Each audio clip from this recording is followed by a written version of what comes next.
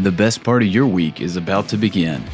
This is the time where we talk shop, swap stories, and share lessons from our wild adventures in the creative industry. With each and every lovingly crafted episode, we strive to bottle that magic, warm, electric feeling you get after coffee with a new friend or attending a fantastic breakout session at a creative conference. You might start as strangers, but you'll leave as friends. Buckle up, settle in, and get ready for this episode of Freelance Fridays. Hello and welcome, guys. It's Friday. It's 1 o'clock. You know what that means. We're live streaming over here on YouTube. Guys, thank you for joining us. And I am joined as always by the lesser known sixth member of the Spice Girls, Ashley Ulmer. I appreciate that. That was a nice compliment. I try and throw you off every week. Like I don't know if it's going to be a real fact or a fake fact, but I'm definitely going to. Like legitimately, if you knew me as a child, like age, 10 through 11, 12-ish, I went by Baby Spice. Like that was my identity. Like I love that. I was obsessed. That's great. That's great. Well, hey, we do have a tiny bit of housekeeping here before we jump into the stuff today. Some of you might have seen that this thing's a podcast now, so you can join us live on Fridays and jump in the chat and kind of hang out and see the thing live. You can rewatch later on YouTube, or you can join us on Spotify and Apple Podcasts. We're doing this thing, baby. And I got lambasted by someone who, and I'll say his name, Carson Cooper with Fits of Faith. He says, I was the one that told you to do the podcast. I need rights. I need a shout out. Here is your shout out, Carson. You asked for it. I don't know if you're even listening or paying attention, but it's officially happened. Let everybody know. Carson's the reason that we did that. No, Thank you, lots Carson. of other folks asked for it too. That's awesome. Yeah, no, I know for sure for me, like I went back and listened to a few episodes on Spotify because Spotify is definitely my go-to for podcasts and stuff. And it's just a lot easier to find the episodes that way versus going to YouTube and having to scroll through all, It is. And I had lots of reservations about going to podcasts and reasons or whatever, but I don't want to jump into all that right now.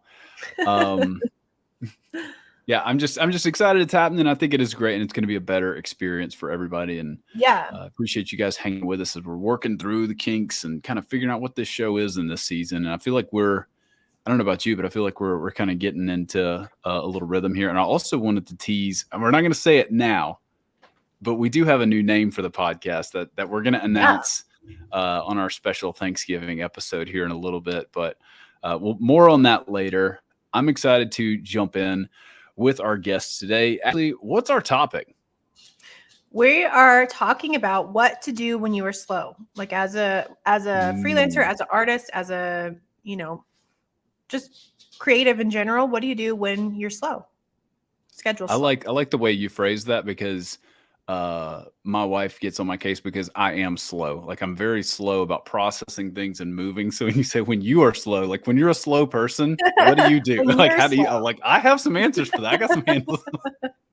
But you're talking about like work, pace of life, all that stuff. Yeah, exactly. And I think, Dustin, thanks for the love down in the comments. If you guys are watching live, feel free to jump into the comments and share any other notes. Like we love to chat with you guys down there too. But yeah, let's go ahead and bring our folks up on stage. So today we are joined by Temi.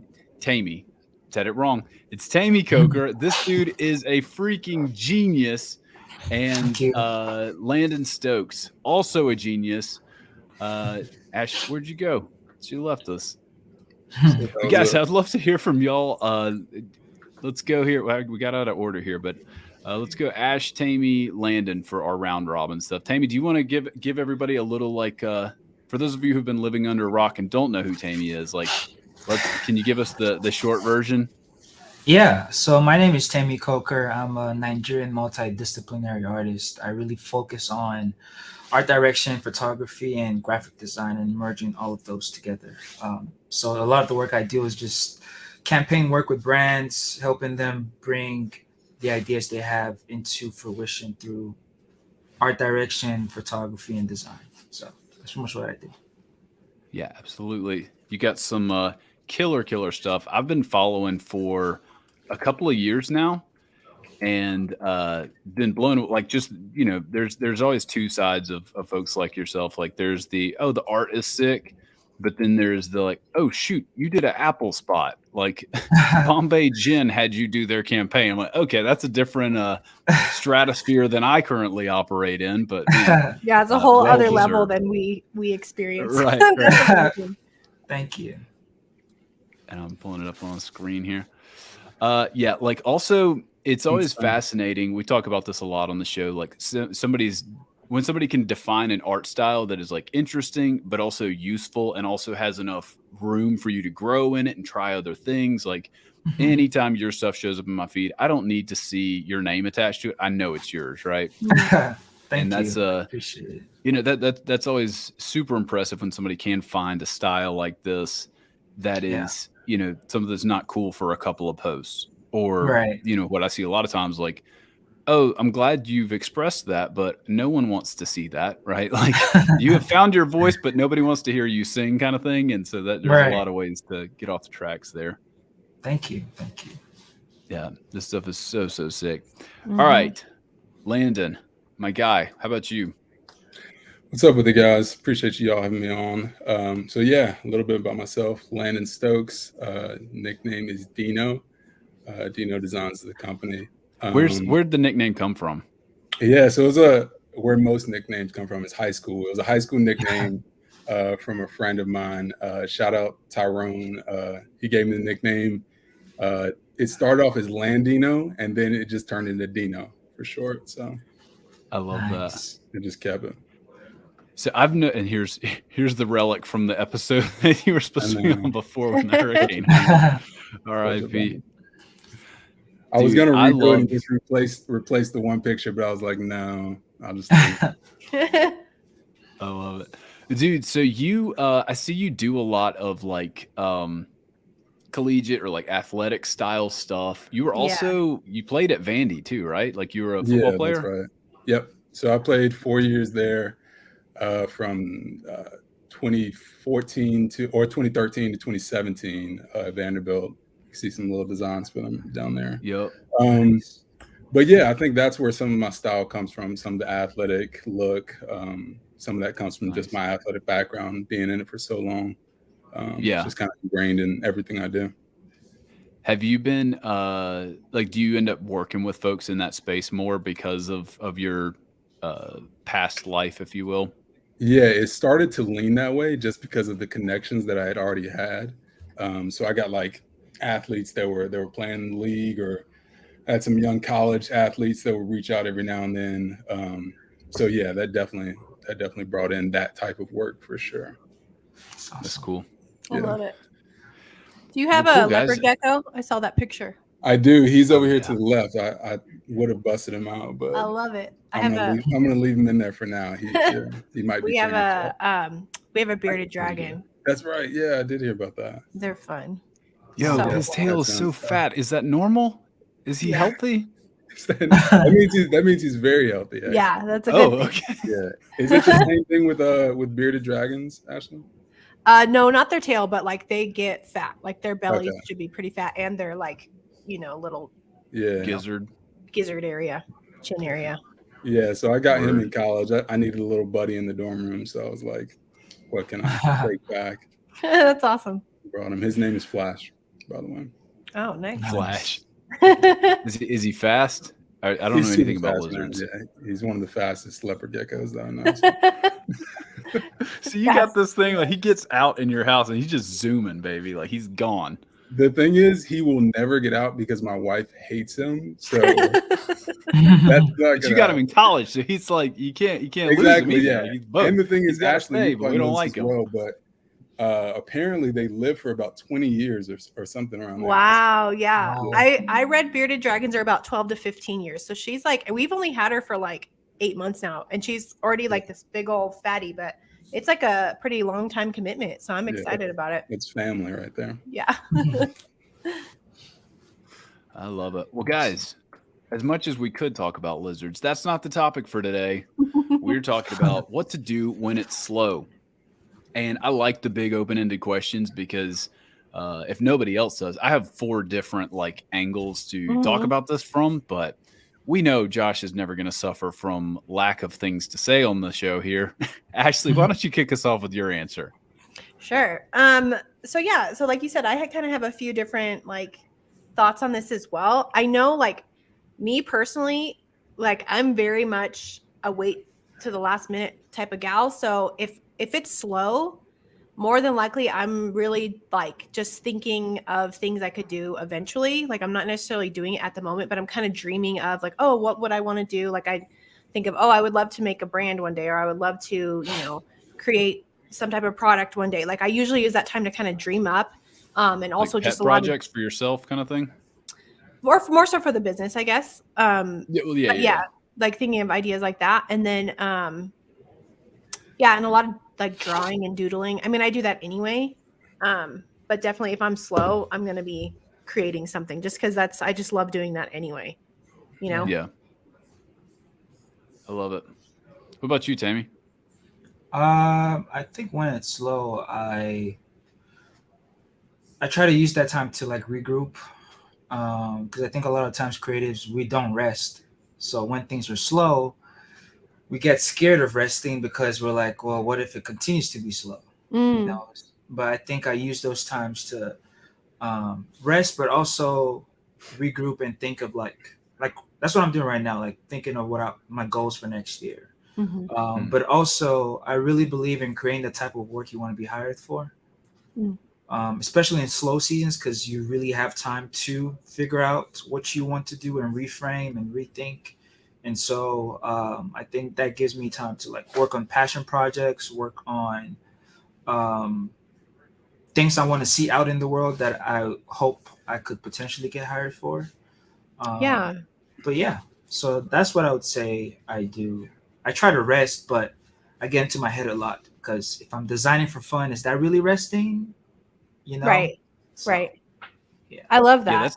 That's that weird murky area of like your brain is active and you're trying stuff and you're excited about it. Like there's active rejuvenation, or like, getting inspired about new stuff, but then there's also like straight up rest, like unplugging, listening to Right. some like fiction book, or going to a football game, or walking in the woods. That is like a very different type of recharge, and you got to have both, like one that like spurs up that, or like stokes the fire, and the other one is, okay, we've had enough fire, let's breathe for a second. And I feel like that's another sign of a truly seasoned creative person, is somebody that knows the difference between those and which one they need in the moment, and then how to like do those things really well for yourself. Because everybody's answer to, oh, I'm tired, I'm burned out, I need to like recuperate, your fix looks very different from mine, right? Yeah. Landon, what about you, dog?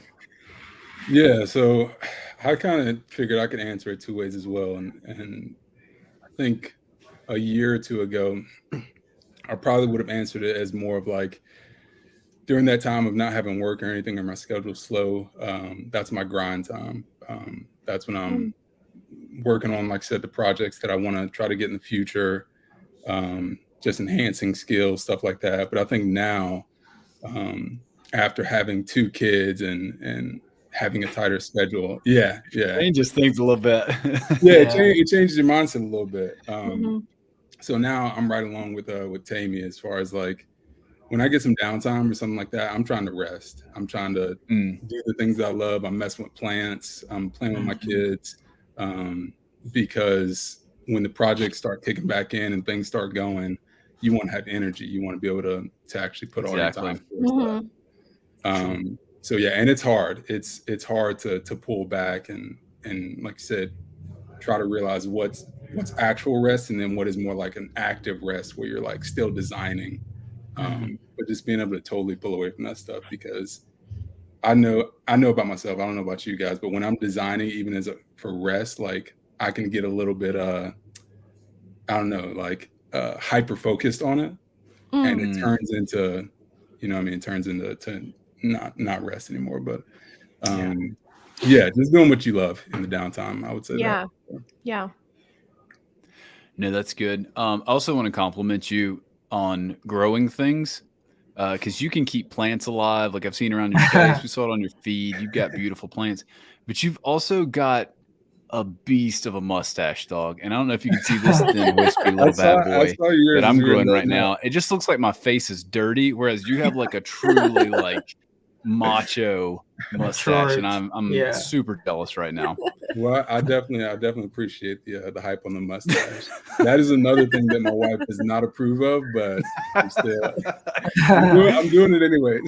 I love it. Yeah, that's good. my self-care is taking care of myself. But yeah, with the plants, I mean, man. it's just like everything else on Instagram. Those are highlights, of course, the plants that I post. Yeah. I've You don't killed, post all the dead plant pictures? Yeah, all the dead plants, like all the flies that come in because of there's a whole nother side that nobody sees. I love it. Well, cool. I realized we didn't do this at the top of the show, but the person who asked this question was a buddy of mine, Jason Craig. Some of you in the design community may know him or have heard of him. And we bookmarked this question a while back. Big fan of this one. And honestly, I think it's the only reason we got Temi to say yes to the shows. He's like, oh, I like that question. But if you guys have a question that you like to hear on a future episode, leave it in the comments, whether it's live or you're watching this later, or you want to DM me. For whatever reason, nobody leaves actual YouTube comments, which those fill my love tank a lot. But if you also just want to like DM me privately, that's fine too. But yeah, we're always on the hunt for fresh, spicy topics that other people aren't talking about. We don't want to hear the same old, and that's why I'm pumped about this one. Yeah. So my answer for this question, I think I want to zoom out a little further and ask, why is it slow? Because my answer to what do I do at that time depends drastically on what's going on. So in some circumstances, it could be, hey, I'm in a very like campaign based situation, or I'm putting on an event or something like that, and there's like a big sprint to do a colossal amount of work now that is over, and so we're entering into like a little break period, right? That's one way. And so like my answer is, you probably need some R&R. You probably need to detox a little bit, and what that looks like. Another answer is it's slow because I'm not able to sell stuff. Like work isn't coming in, and it's been that way for a while, right? That's another type of slow. And I would not say you need to be in R&R mode in that one, right? Yeah. Mm-hmm. Or it could be a seasonal thing. One of the reasons I like this timeline or this time frame for this episode or this topic is because we're entering into what is typically Josh's slowest season of the year. So it is very busy until about December 10th, since I work with a lot of churches. And I do Christmas stuff, like Christmas promos and packages for people. But usually that stuff is wrapped up a while back, and no one is thinking we should start our new logo project on December 20th. Right now, do my bills still need to get paid on December 20th? Yeah, for sure. But that's my dog's barking. I realize listening to all the podcasts now, you can hear her super loud in these episodes, which is fantastic. So I want to, so I'm entering into this season of typically, historically, a slow time. So like, what do I do to fill that time? And I think the answer is, in some ways, yes, I want to try and take off some time and not just be like sweaty, like lean into the downtime a little bit and not like, hey, we're not going to make as much this month, and that'll be okay. Like figuring out how to make that work. But also like, we're going to be retooling some parts of this show. Ashley, we're taking a break to come back fresh in January, and we got some plans, kind of know what I'm doing with my time on that front. Yeah. But also I before I jump into any more stuff, because I could keep talking for another 30 minutes on this, I want you guys to answer the what do you do when business is slow and it's like you need more work, and kind of come from that angle, like it's bad slow. Yeah, that's a good way to put it, because whenever you explained it that way, I immediately thought like, oh, my personal self when I'm slow. But it's good to frame it around the thought of when work is slow in general. For me personally, what I usually do around those times is kind of like what you said, Temi, is I would start creating projects that I want my potential clients to see. And I use the platform I use obviously is Instagram. So I would post a lot of things like that, or doing a lot of promoting as far as even just marketing on Instagram. I do that a lot. And also just kind of coming up with ideas how to get my name out there, whether that's even doing local events here, doing like markets and stuff like that. Try to do those kind of things in the slower season to drum up business. And then also a lot of times is I do not cold calling, but I'll do even cold like emailing to previous clients, like to reach out, be like, hey guys, just FYI, my schedule is pretty flex right now. I'm available if you need any work. And I've always noticed that kind of drums up business a little bit and it helps out a bit. See, I want to try that. I've never actually done. I did a lot of cold reach outs at the beginning of starting Bright Coal, but I haven't really tapped into that since then. And I'm curious how that. I don't know. Are you doing it like one by one, or are you sending out like mass blasts? No, I do them individually because I feel like, I don't know, if I get a mass email, I don't read it usually. Delete. Yeah. So I do them individually and like personalize it. And I don't do that a whole lot, maybe a couple times a year. And sometimes it's fruitful, sometimes it's not. I think it's just more so just keeping, it's like the idea of passing out business cards, right? It's just keeping the thought of you and your work at the top of mind. Clients' minds. So hopefully one day they will either use you again or they'll recommend you to somebody else, type of thing. I definitely I'm not like you, Josh, where I do like newsletters or anything like that. Cause I don't know. I don't feel like I have enough content to send to people. Yeah, exactly. I don't know what to send, but so I do definitely individualized emails. But again, it's just when it is like pretty dead, I do that. I feel like you could crush an email though, because like I don't know if you like read any of my emails, but there's always like it's like a mass email, so I don't read it. So next email is going to be, Dear Ashley and everyone else on the list, thank you for opening this email. No, I think because like one of the things that made it exciting for me is one, I only send it once a month, so it's not like I'm like on this grind of like blowing people up.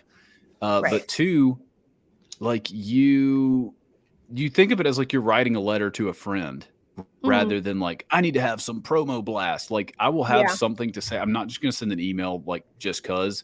Like I'm either going to have a download or something I'm pumped about, or like, hey, come check out the new show or the new thing or whatever. Like I will have a reason for talking to you. But inside of that, like it's all written very casually, like I'm writing to a friend.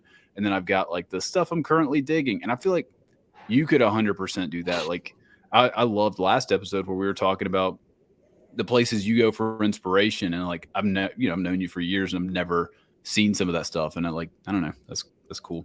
Yeah. Temi, are you ever not in demand?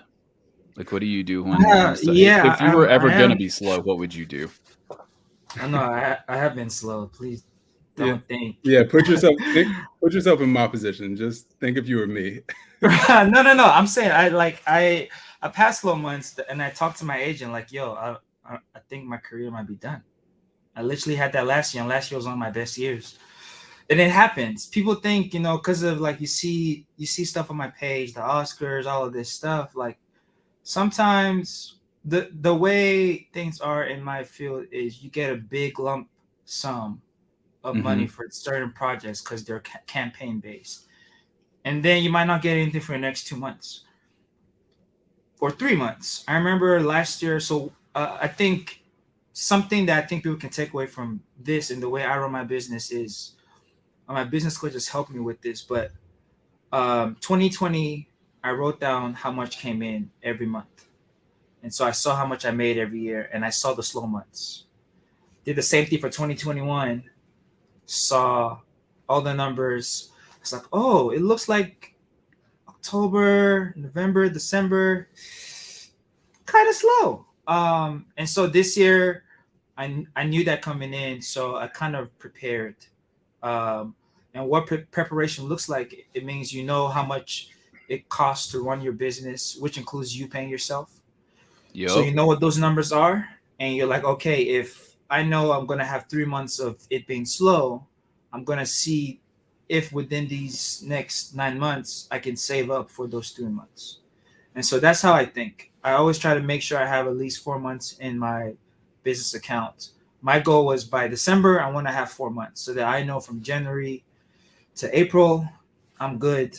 Because usually December to like December to January, November to January, for me are kind of those slow months. Because a lot of times, and when I say slow, I'm working on projects, but I'm not getting paid.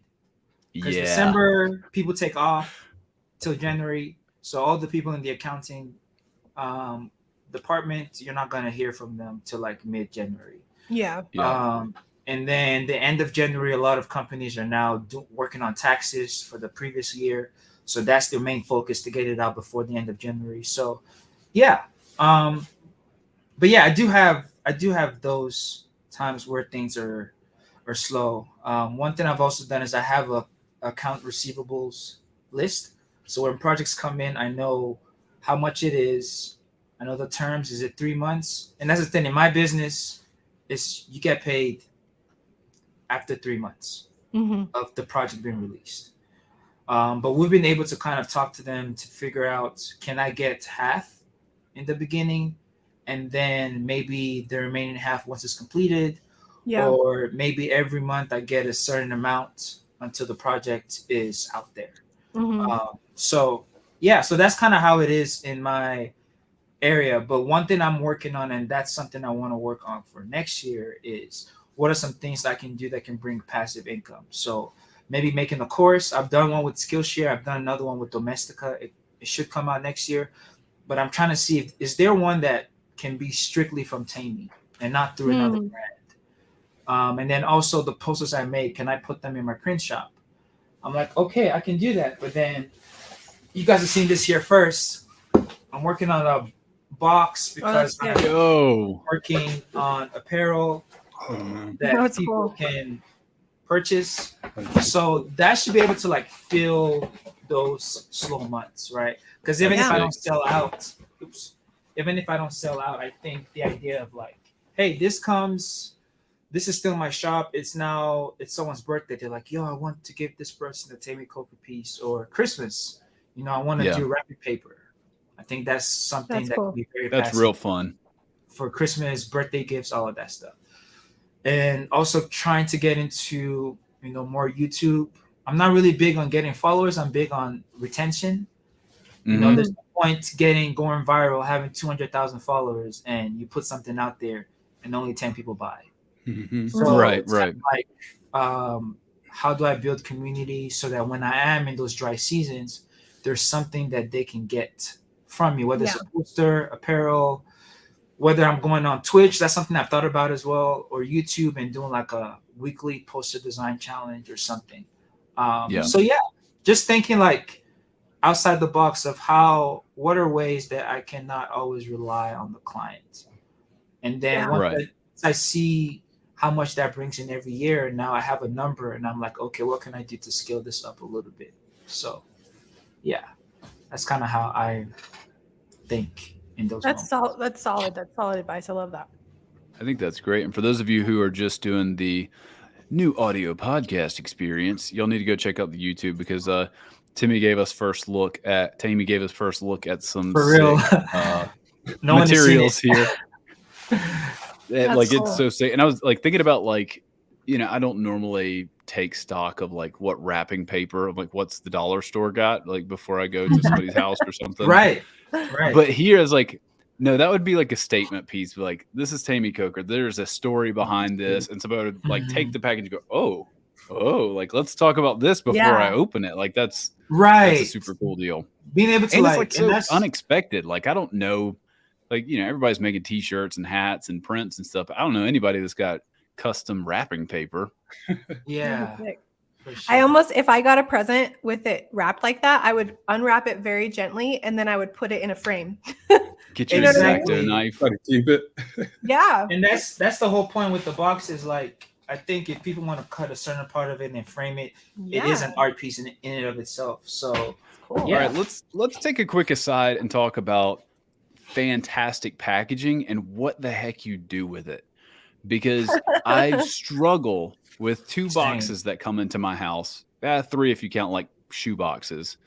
But like Apple packaging, Yeah. Like it feels like wrong. Like I might need to resell it, or I don't know. This is just such thick cardboard, and it's so beautiful. Like, do I throw it Yeah. away?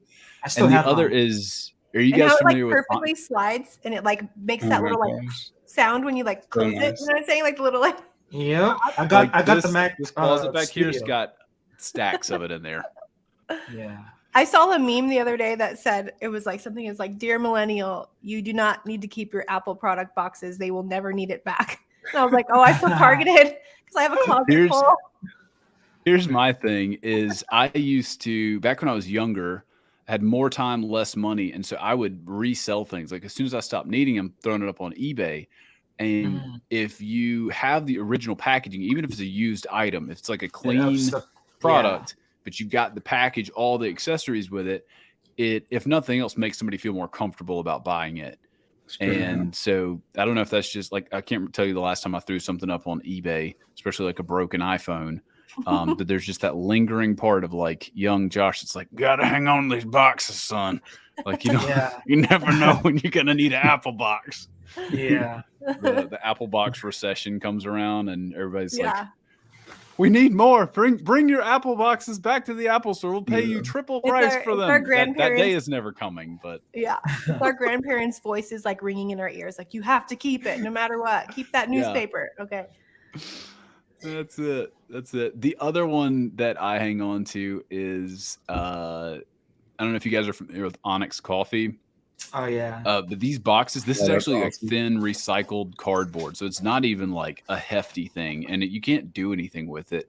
But this is letter pressed, so it's like textured all the way around this thing, and they're just beautiful and like so nice to hold and touch. And every time I'm standing by the trash can or the recycle bin, I'm like, but should I have another box for what do you do with this? I don't know, but I struggle, man. Yeah. So I don't know what to do with that information, but there was like so much time and effort put into it. You almost feel bad just tossing it out, you know? Just disrespecting the designer who did it. Yeah. Right. Cool. Well, Landon, what about you in terms of like sad boy times, work is slow? What are you doing in that moment? So first before I answer that too, I got to give Temi his flowers. I've been a huge fan of yours. I got to say it. I haven't said it yet, but I've been a huge fan of yours for forever. And to be able to do this with you, it's just awesome. So I'm down for some wrapping paper whenever you push that out. For sure. But yeah, so currently I've actually been working. I've been doing a lot of full-time gigs, and I'm doing full-time right now. Nice. So I haven't had that downtime of the slow work is great for you. You're still getting a paycheck. Exactly. But I'm trying to think back when I was doing the freelance thing, and I think I was more in line with what Ashley had mentioned as far as like the cold calling. And I was blessed enough to, like I said, I had enough athletes around me that had different connections to other players and just other people of influence. I would either reach out to them directly via DM or DM specific athletes, just different people. And like I said, I was blessed enough that it actually worked out enough to where I was able to get a decent income. But yeah, never thought about the email thing. I'm sure that would have worked, especially like I said, if you can get a product to provide to somebody or something like that to gain interest. Yeah, that's a great idea. I think also something I think a lot of people don't think about. Don't think about or do is maybe at the end of the year sending like a thank you packaging. You know, like I mean, email is good and I think it works for sure. But I think also at the end of the year, like the clients that you've had, I think them being able to like feel something and maybe even in the packaging, it could be some of the stuff you did for them. I don't know, but just being able to say thank you. Are you talking like in lieu of like a, you know, Christmas ham that the accounting department sends to all their like top whatever clients? You're saying the designer version of that, basically? Yeah. And something that I've tried to do is, you know, we have all the emails of all the people that we've worked with this year with my agent. And so I send her like a design that I've made that says like, thank you, or, you know, or appreciate you guys or whatever. and she sends it off to all of them, and it's just a way of like, oh, he's thankful, he's appreciative. Oh, I remember doing At this least project with him. acknowledging, like, hey, you helped me this year. Have a job. Exactly. Thank you. Exactly. Because So I think we take it for oh, granted. go ahead. I mean, No, you're good. You're good. so I feel like I've actually done something along like the opposite ends of that. I don't know if you guys. Wait, you send the opposite of a thank you. You're like, I Pretty hate much. you. No, listen. So I know everybody's had those clients to where you've done the design, project went great on your end, but they ended up not liking it and not wanting to go through with the logo or with the design. Yeah. I've had situations where I will, I'll take a week after that, amplify that design, just make it really awesome, and then either post it or send it and be like, hey, we can work on something in the future, but this turned out really awesome. So Do you really? Hey man, that's their loss, Yeah, I mean it's my have design to, at that point. exactly. You know what that to is? make money. Yeah. That's like, funny. hey, we just had the breakup, or like boyfriend dumped girlfriend, and then girlfriend's like, this is what you're missing out on. Like has like it's like so toxic. gets like all gussied up, whatever. It's very toxic. Yeah. No, I don't. Also, I think there's a way to finesse it, dog. Like I think that's great. Well, yeah, but it's also great to have that work on the back end, even though it was unused. You're able to show this via social media or whatever it is to other clients, not just the one that didn't work out, and say, hey, this is part of my portfolio. This is what I'm able to do, provide. So yeah, that's good. Yeah, it does have positive connotations as well. That's good. No, I'm a fan. What are y'all's thoughts on sharing unused work? So like, hey, like this one's from the cutting floor. Client pooped on this, but I love it. Like, are y'all posting and sharing that type of stuff? I know, a lot of our audience is like staff members on churches, and they might have dreamed up some amazing Christmas package, but for, X, Y, or Z reason, it's like, nah, we don't want to push the envelope. Like, just do the manger, do red and green, do the normal thing. You're like, well, here was the pink Christmas thing that I, could have done. Yeah. Like, what are your thoughts on that? Like, I don't know. Yeah. Like I don't, I don't actually, for me personally, I don't post a whole lot of client work. I mean, unless I'm like super, super stoked on it. But if it's something that is unapproved and I'm really excited about, one, I'll even do like you said, Landon, I'll repurpose it and I'll post it as something else. Yeah. Or two, like an example of that is I did a couple shirt designs for the band Hawthorne Heights, and they approved one of them, but one of them they didn't approve. And I was like so pumped on it. So I just posted it and I was like, this was meant for them, but they didn't like it. But hey guys, if you still like it, it's still available. Like if you want to buy it. But in that situation, do you get consent? I know there have been times where I have reached out and been like, hey, I am going to post this. Is it okay with you? No. Well, like that one I didn't, just because they purchased a different shirt design. So I know they'd be fine with it, and they're not like huge where it would matter anyway.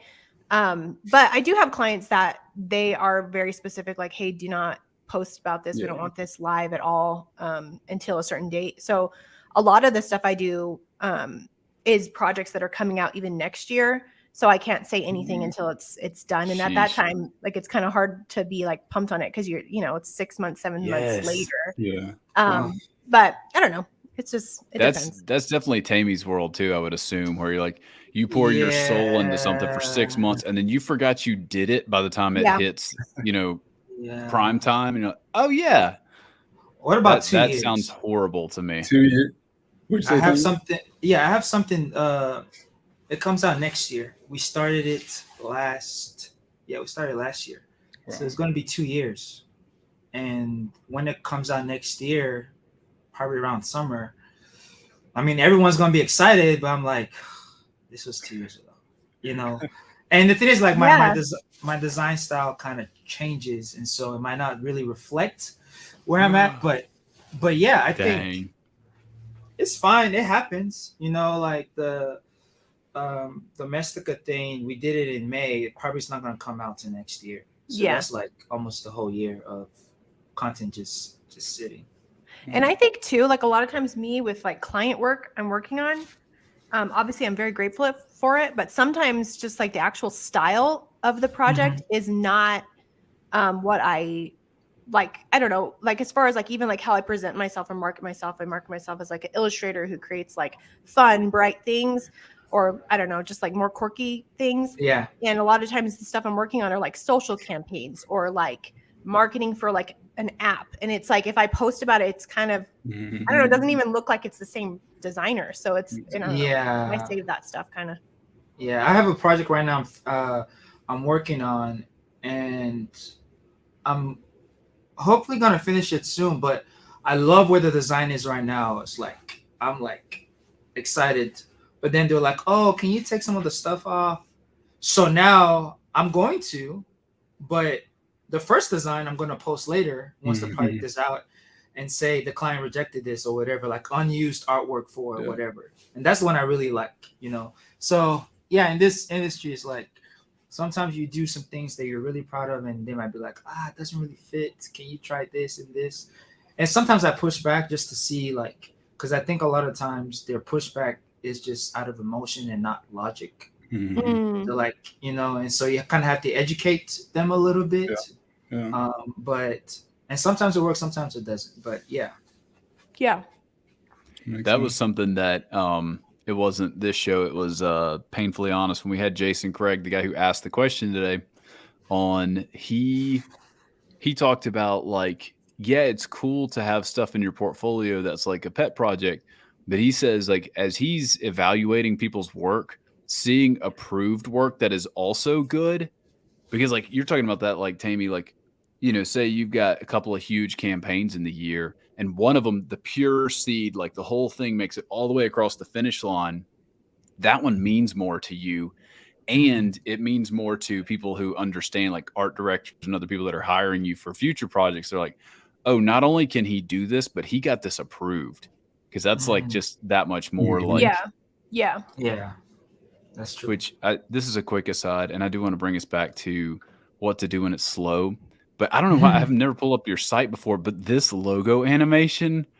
Oh yeah. Like chef's kiss, baby. That's so good. Did you do that or did you hire somebody? I hired some man. I don't have time.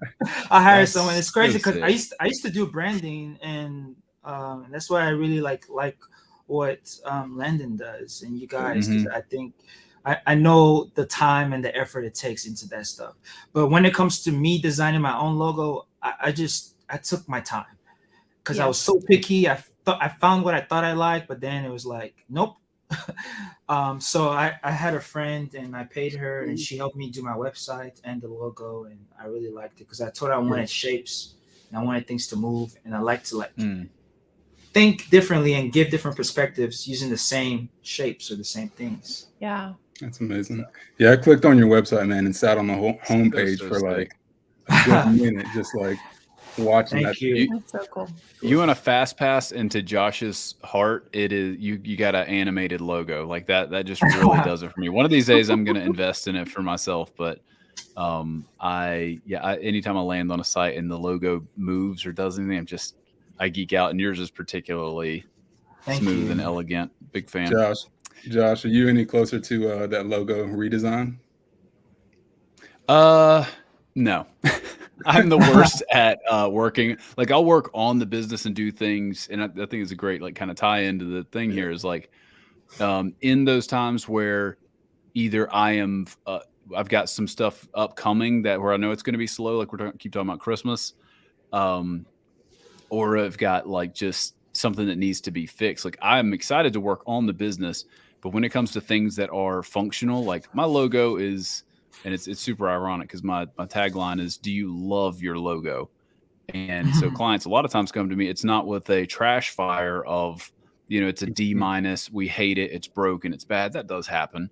But most people that come to me, they say, we like our logo, or like, it's all right, but like, it's not special. It lacks that sparkle. Like we want it to like shine and be amazing and feel true to us. Right. That's what people, and so like, a lot of times what I'm doing is trying to take somebody from a B+ to an A. And the irony there is that I feel the exact same way about my logo. It's like, it's all right. It's functional. I don't love it. Like it's okay. And so, no, to answer your question, Landon, because I know that I am the hardest person for myself to design for. I don't know if it's like too close to it or whatever, but Yeah. I mean, I almost didn't. I was gonna say Go ahead, Ash. we're our own worst critic. Like that's like you hit it on the head. Like it's the hardest thing for me to work on my own stuff. Like I don't know. It's almost like you feel like you're too close to it, but almost like I don't know. It's like it's not as important as the client's work or something. So I'm like, for I'll sure. put it back, The cobbler's kids have no shoes. That's like definitely I'm like, too. I don't. It's okay. It's just it's fine. Like I can have a broken shoe for a while. Like you know what I mean? Like it's fine. I don't know. Yeah. Well, and here's the other thing that I tell designers if they ask, my unsolicited advice. Nobody gives a flying crap about your new logo. Like nobody cares, right? Like, clients need new logos for stuff, but every time I see a designer saying like, my new portfolio's up, like I feel that you just spent 20 hours going through all your work and like doing it and it needs to be done. But nobody is going to go like, oh, wow. Like just do it, and if, I don't know, it's a whole separate. I mean, unless it's animated and it's Josh looking at it. If it's animated, totally different situation. If you animate your logo, please tell me. I will go look at that. Yeah, for sure. Love it. So let's kind of talk about ways to rest and recharge. Like what do you do personally? Say it's been a good year, it's going to be slow and you just got to like retool and get ready for the next push. Like what are your personal like go-tos for getting re-upped, re-inspired, like ready so that when January comes around, you're like amped up and ready to go, not like creatively out of whack or burned out because you never stopped? Yeah, I mean, me personally, I have a really hard time resting. Like if it's like on the daily, like I'm not going to take a nap. Like I can't turn it off and just rest. That's hard for me.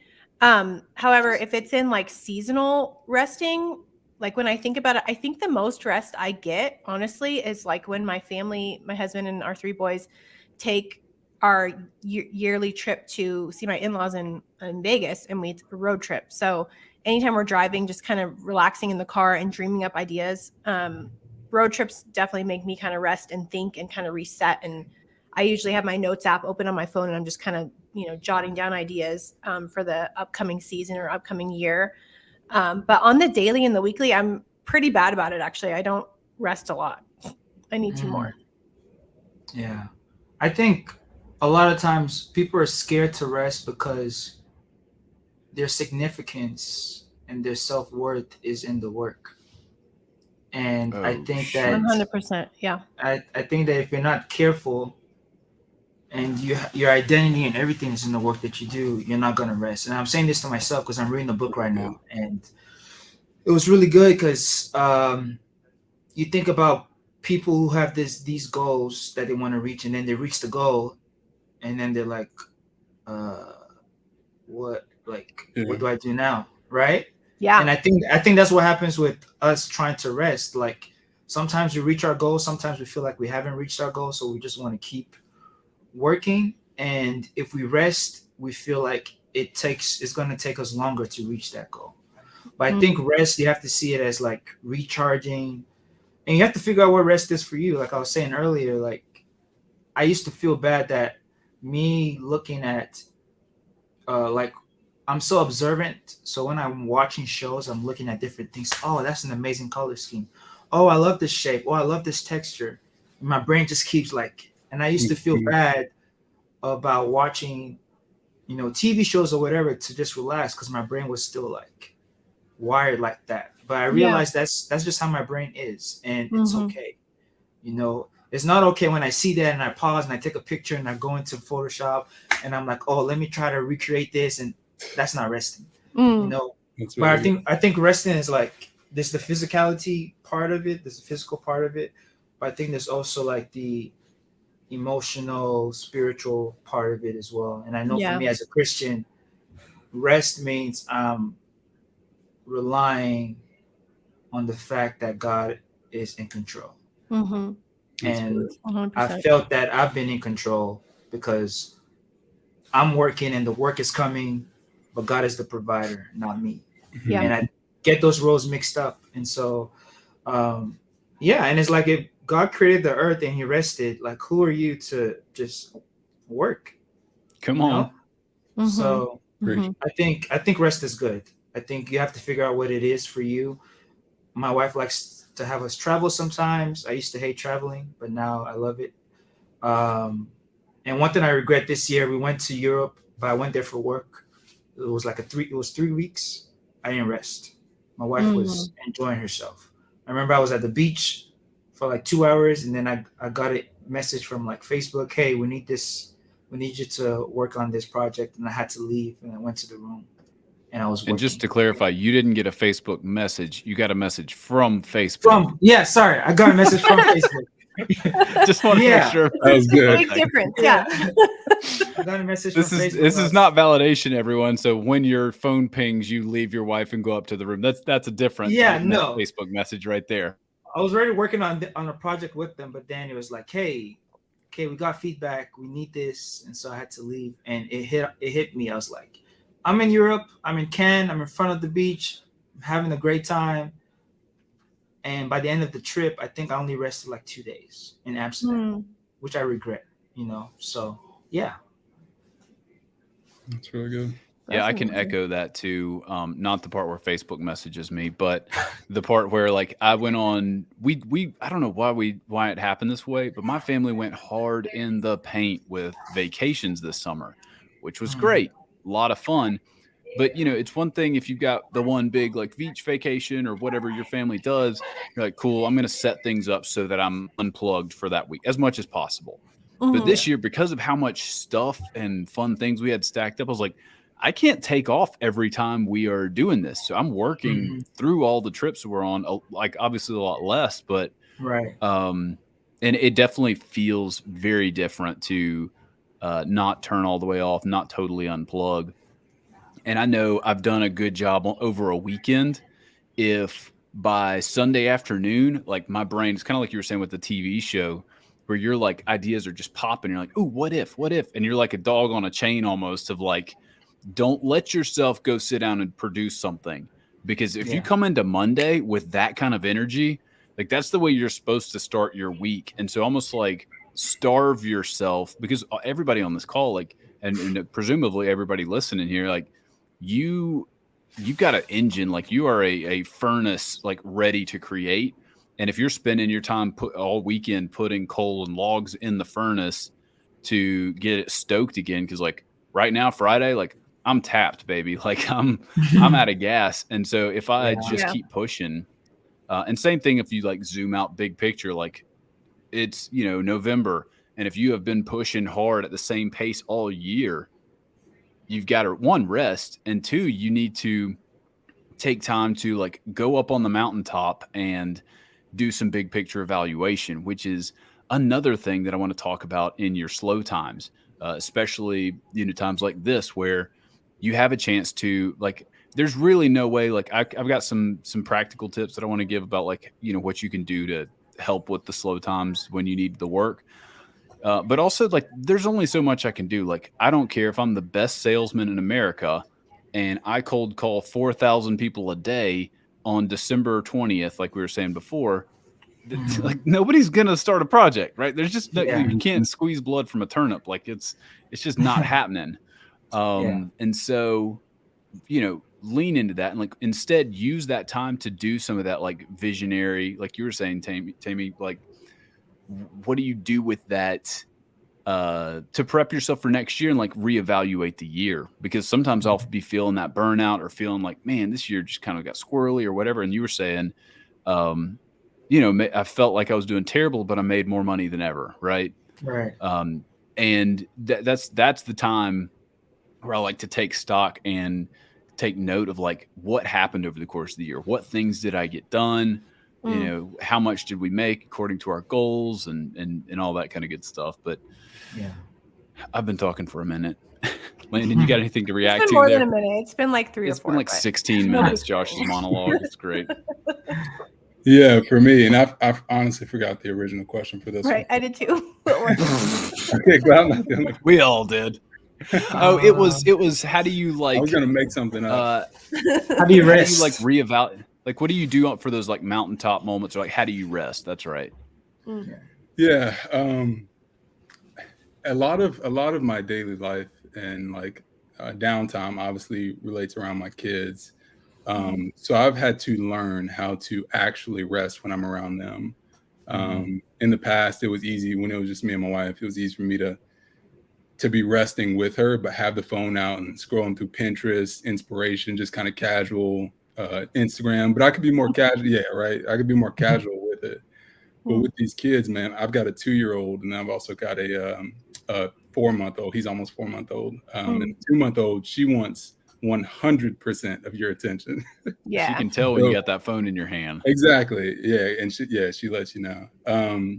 But so half the time it's me. I've got that internal clock, and I'll just go ahead and put it away. But a lot of times I'm listening to her.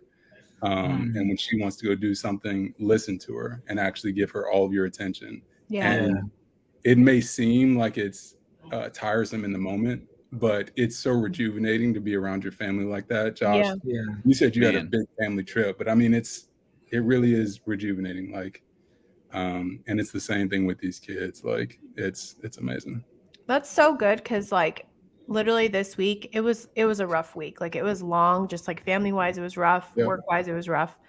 And that's such a good point, Landon, because even like this week, so we have 3 sons. We have an 11-year-old, an 8-year-old, and a 6-year-old. And so like the 11-year-old, he's like a preteen. He's in 7th grade now, going through like teenage time. And, he tries to act cool and stuff like that. But he's still like such a young kid at heart. Like he loves Marvel comics. Yes. And so like normally I would never like give him the time, like, to sit and talk about all these, different characters and stuff. But I sat in his room the other day with him, and he has a big poster of Marvel on the wall. And there's literally like 200 characters on this thing. And he's like, ask me about any single character, just point it out and I'll tell you who it is. And so I spent like 30 minutes with him, just like going through these characters. And I'm like, this is amazing, and it felt so, even though like you said, at the moment, it felt like, okay, I could be doing something, or I could even be doing laundry right now or whatever, like motherly things.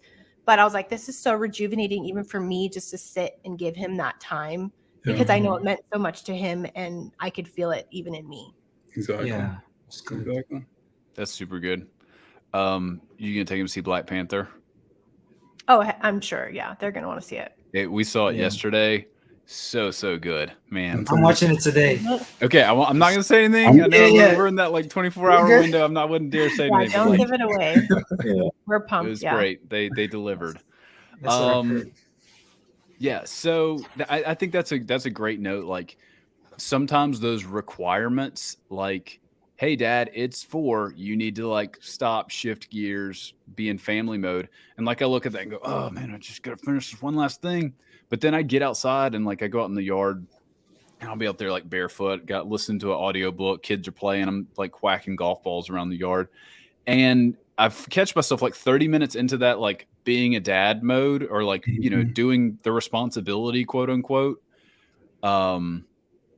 And I catch myself like, oh shoot, like I'm, heart lifting, relaxing. Like this is what I really needed, not to keep cranking and working. So I think like finding ways to pair up maybe responsibilities or, other hard limitations in your life with, that rejuvenation is great too. Got us emotional in the chat though. I love that. Guys, thank y'all for joining us in the chat today. It's always fun when we've got the extra person in the room, I feel like, with the live chat. Cool. So I'm going to tell you guys some things, like some practical stuff that I've done to prep. Because like, is it great to take stock of where you've been over the course of the year? Yes. Is it great to rest in December? Yes. But for me, I've got to still land X amount of work to pay the bills. I've got some reserves set up, but it's not as healthy as Temi's. And I also like, and I'm not saying that to like blow you up or whatever. Like the nature of my work is I am selling smaller, medium-sized projects on a pretty regular basis. And so when I have a month where it's down, like, so basically what I've done is I saw this coming and we'll see how it goes this year because I'm doing something I've never done before. And I reached out to people over the past month or two and said, hey, I know you guys need work that is not like seasonally based. So can we go ahead and plan on starting that project in December? That's good. Can we go ahead and plan on like kicking that thing off and trying to lay some bricks so that when it hits, I'm not in the like, where does it come from? At least I've got a couple of things to tide me over. Yeah. And I think that, you know, if you've got the opportunity to do some of that passive income stuff or like sell things, but I also think it's a good time to like shake up, like don't get so wrapped up in like, if you're doing it as a specific season, don't get so wrapped up in like, oh, that is how I have to, I've got to stay on brand for me. Like I don't do social media graphics. I'm a logo designer. Like maybe not in December, you know, like that's the time where maybe you just need money. Right. Yeah, like honestly. For years, our local airport, it's like a small airport. They would hire local musicians to play Christmas songs and just like vibe out in the lobby for like 2-hour blocks. And you best believe I've rented myself out. I played Christmas songs badly on the piano for like back when we were like early married because I was like, we just got to make the money. I don't care what the work is. Like, you know, we gotta get the stuff done. But see, I approach like that question, like even like you guys said, like you kind of plan way ahead because I mean, like correct me if I'm wrong, like you three are probably like the breadwinners in your homes, whereas like with me. Like my husband is a breadwinner. So like what I do is obviously still blesses our family and it definitely provides, but it's not as big of a pressure for me if it's slow. So like during slow times, I'm not freaking out because I'm not bringing in as much money as I normally would. I can use that time to kind of be like, okay, well, we're still good. Like, you know, everything's fine. But I could see with you guys, it's probably a lot more stressful because it's like, if you're not getting paid, the bills aren't getting paid at all, you know? Yeah. And I appreciate you for saying that because I think a big thing about social media is that you have a lot of people freelancing and it makes you feel like your business is not as good.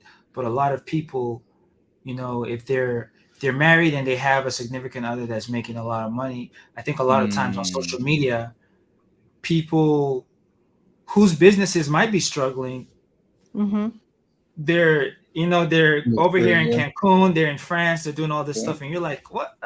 How? Yeah. You know, and then they play it like, you know, business is still good and everything like that. So that's good. Honestly, I really appreciate your honesty because I think it lets people see the real side of being an entrepreneur. For sure. You know, and I know for me, like my wife held me down when I was about to try to see what freelancing would look like.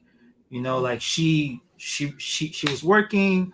I wasn't making as much because I just started freelancing. I remember I finished the Adobe Creative Residency and I got 2 job offers that were paying me like very little. And I was like, I feel like I'm worth more, and they would not budge. So I was like, okay, well, God, I'm going to try to do this and help me out.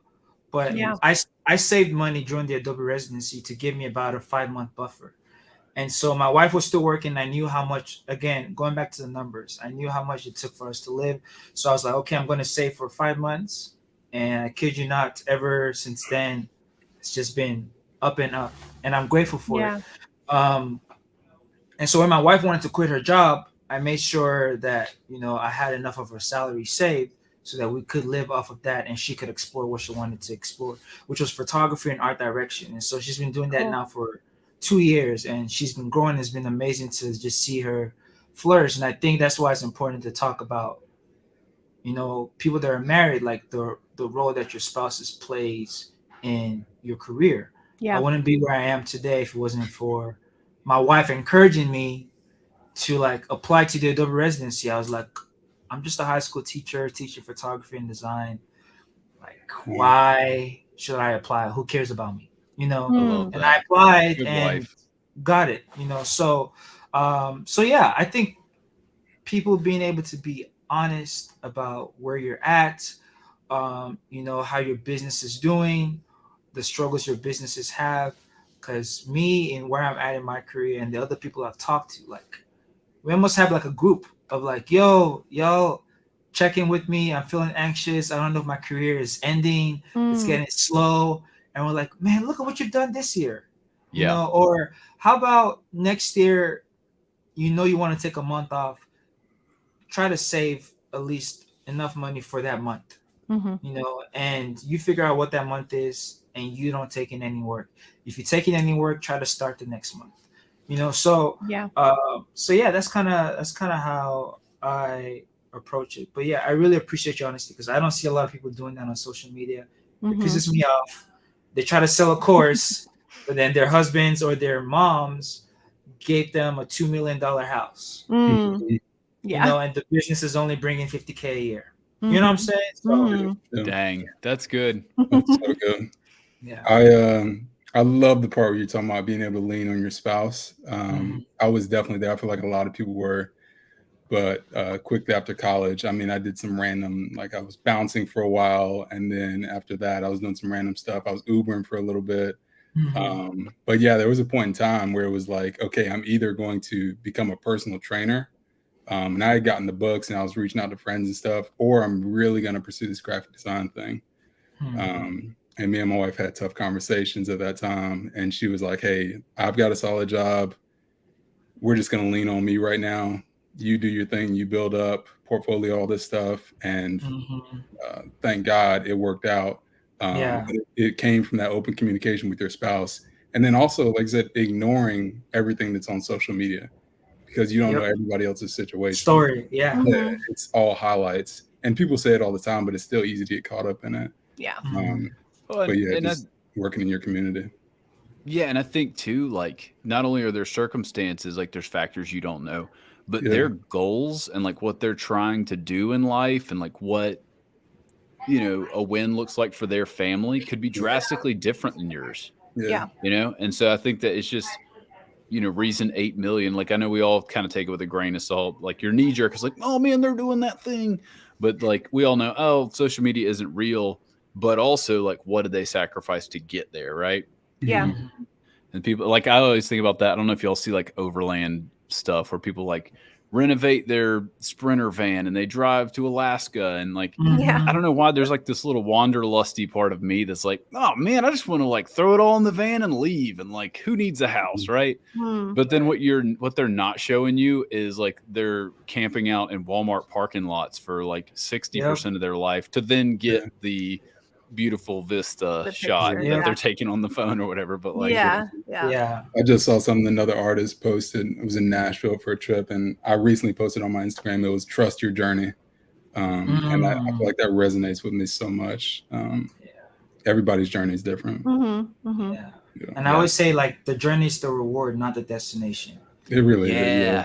It's cliche. You were touching on like, hey, like if I get that award, or if I land that client, or if I make this much money, like then it'll be there. And that's why we're like scared sometimes to let off the gas. But truly, like, if you've surrendered that thing and you have embraced, like, hey, enjoy the process of doing the work. Like that's super. I mean, it's enjoying the process, but also like for all four of us, but then also, like you said, most people listening to this podcast, like, what a blessing it is in general that we get to do what we do for a career. You know what I mean? Like, no matter what the circumstance, like, we get to make stuff that we love. And that's like how we're all wired and how God created us. Like, how cool is that? Even if you're not making as much money as so-and-so, or you're not getting as many likes as so-and-so. Like, I struggle with that a lot of times on Instagram. I'll see, some young buck who just started making designs gets like 1 million likes on stuff. And I'm like, why does nobody like my stuff? You know what I mean? Like, I don't know. Like, you compare yourself, but at the same time, it's like, I get to do this for my job. Like, praise God. Like, that's awesome, Yeah. I was literally talking to my wife, Danielle, about that in the kitchen the other day. And she, like, one of my love languages, like words of affirmation, she was like pumping me up. And I was like, babe, do you realize, like, I get to be home, we get to do this, and like, sure, like, there's hard stuff, like, sure, I'm working a lot of like, weird hours or weekends or whatever, but like, we're doing this thing. And I don't know, it's just, it is, I think, we talked about like spouses that prop you up in terms of, maybe floating the family financially for a season or whatever. But I also think that when you've got people that you are providing for, or like, if I was single, Josh didn't work as hard as current Josh And sometimes I look at that as like wasted years, or like, oh, you could have like produced so much more. But I also think that like having a reason, like, hey, you got to show up or else, is like what I chalk up a lot of the success to. And like having, I don't know, it sounds like cheesy or whatever, like a muse or an inspiration, or like, you know, it's not just like, am I having fun right now? It is, no, like I want to do meaningful work that I'm excited about, but also like I got to feed these kids, and I don't want to, you know, like we like it that like we're single income family. Like we like the way, like we did this on purpose, and you know, same kind of thing. Like everybody's goals look super different. Yeah. I thought Timothy had a poop emoji at the thing. I did down too. in the comments. It's like learning a lot today. Thanks for sharing your experiences, poop emoji. Yeah, me too. I love it. No, that's great. All right. I feel like there was something else we needed to cover on the I'm gonna give you a little cheat code, because the episode we're doing for the season finale, which we'll leak that guest later. I think everybody will be excited. I'm gonna definitely ask you, how do you do your year-end review, and what does that process look like for you? And I know you're not going to think about it until an hour before the show, but know that question is coming. And I think I would love to kind of like wrap up this puppy and hearing from Temi and Landon, like, how do you guys self-evaluate? Like say Temi, like you can't reach your friends. What do you do to pump yourself back up that's maybe non-spiritual? Or like you know what I'm saying? Like, what are some practical things that you do to or, you know, evaluate whether or not you're hitting the mark? Yeah, I think one thing I've always done is I always keep a folder of every year. And so I literally have a folder that goes back to like maybe 2013, which is when I kind of started taking things a lot more seriously, I'll say. But yeah, just going back. Like I still have my first album of the first pictures I ever took with the camera before I really got into photography. And when I get to travel and speak, like those are the pictures I take with me, because I think it's important for people to see that I'm just like you. Like I'm not more important. Now, more people will probably see my work and there's more eyes on me, but that does not make me more important than you. Dude, I love that so much.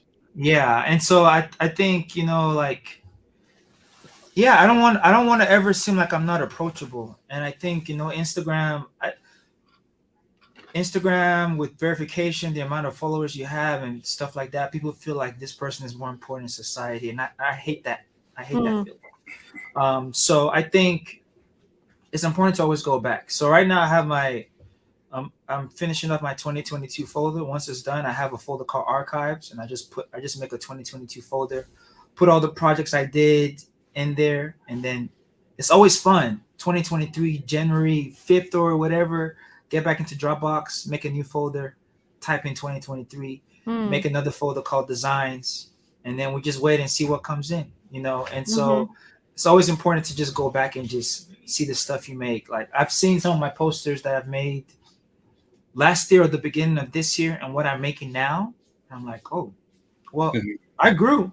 You know, whether more work is coming in or not, there's still some type of growth. So I think it's important to keep an archive of the old work you've done and revisit it and learn from, you know, the way you've grown. You know, so for me now, a lot of my work has sometimes some 3D elements or some more depth, or the concepts are like getting better. And that's because I'm just like putting in reps. And that's why I like the whole poster a day. I don't make a poster every day anymore because I'm too busy, but the idea of still being able to make a poster is something that's fun. And it's kind of what got me started in this whole journey. So I love that. That's such a good idea to organize your files that way. Cause like with me, like, I mean, I started in 2007. So, I mean, a lot of my old stuff, I don't even have anymore because it was on like my old MacBook. Right. But like the last few years, like the way I organize my files is alphabetically. So it would be really hard for me to go back. Like I'd have to literally go through every single letter and be like, what year was this? So that's a good idea. I'm going to start that in 2023. I love that. That's a great idea. Yeah. That is really good. I'm also not that organized to drop in folders, but yeah, That's super great. What I do is I honestly go back through Instagram. Yeah, that's a good one. Looking at some of my earlier posts. And obviously that takes me back to memories around that time. Like I said, concepts are getting deeper. They're much more shallow back then. Looking at old emails that I had sent clients and the work there. But yeah, it's just super interesting to see how far you've come as a designer. That's another reason you just touched on with like why I encourage people to post to Instagram, because in that moment you are doing the work of like prepping this project for showing to the world. And so rather than when it's time to update your portfolio or do some like year-end recap or whatever, you're not starting from like, crap, what was that project, to like, here's polished up thing. Like you've already kind of done that middle step. So then you could just say, let me go find the files from when I posted that. And it really helps. I experienced that last time I redid my website. I was like, oh man, now I'm just like literally just picking my favorite things from what I've already posted. I'm not going like, oh, what all have I done? One way. So I'm big team, and we've talked about this other times. I'm big on team folder organization, and I've got every project, like the first part of it is like the year and month, and then like the project ID. So like, if I've done 12 projects in November, it'll be 012 or whatever. And so by doing that, like I can literally just like scroll through my project folder, similar to what you're talking about, Temi. Yeah. But another one that I do, because even in that system, I will lose sight of, like, that's a lot of projects over the year and I'm going to forget something, right? So I've got a running Apple note, like just scratch paper, where I have like Q1 goals, Q2, Q3, Q4, and like big wins for the year. Yep. And I'll even write down like what movies I watched, what books that I read, like what like cultural experiences that I had that I want to remember at the end of the year. So then when I like, same thing, when you're having that low moment of like, dang, things are off the rails, stuff's not going good, I can go scroll through that if friends aren't available or whatever, and go like, oh shoot, I forgot that was this year. I forgot we did that thing, or I ran a 5K or won that award or spoke at that thing. And if you're motivated by doing things and accomplishing things, like some of us are, whether that's healthy or not, it's totally a separate conversation. But going back and like seeing, like hyping yourself up, that's one great way to do it. Yeah, for sure. Well, folks, that's going to be a wrap for today. You guys have been great. Huge shout out to our guests. As always, we're going to have links for these guys down below. Be sure and show them some love, and tune in weekly, Fridays, live at 1 p.m. Eastern, to come hang out for the live YouTube experience. We're going to call it an experience, not a video, not a show, not a live. It's an experience. And we got a podcast now too. So check us out on Spotify, Apple. I think there's some other lame places where we are, but I don't think anybody uses those. I'm not sure. But yeah, love you guys. Like, share, subscribe, and please share a link to this episode with a friend that you think would enjoy it. And until next time, adios. See ya. Yes.